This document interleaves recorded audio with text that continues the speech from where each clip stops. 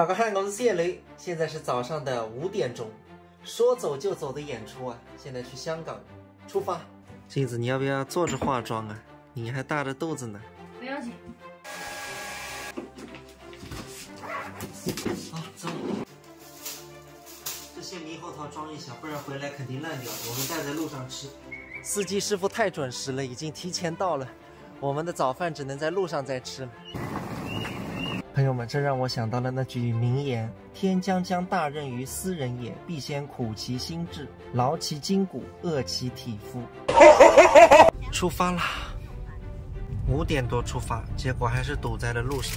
上海是真的蛮堵的，2个小时到浦东机场，人还是挺多的。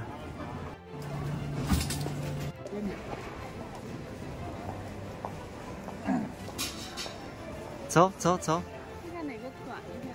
我一个人子啊，费了9牛2虎之力，终于进来了。有很多学弟学妹都看我的视频，还有很多家长也在给孩子观望，以后要不要考这个评弹学校，来传承这个评弹。你们看了我的生活和工作，你们就心里想一想，这是不是你们所向往的？如果你们觉得我和镜子这样的生活方式挺有意思的，你们就好好努力吧，未来你们一定会比我们走得更远。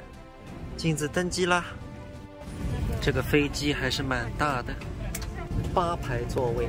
上次去香港是17年，当时是和镜子去旅游，真的没有想到6年后再次去香港，竟然是去演出，这就是人生。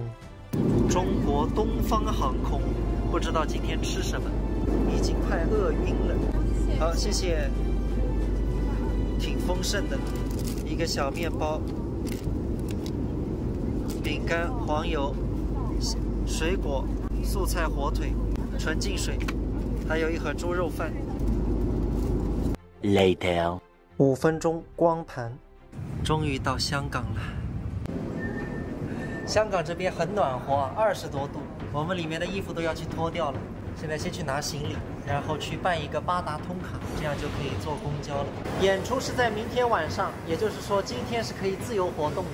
晚上我们打算去太平山顶看夜景。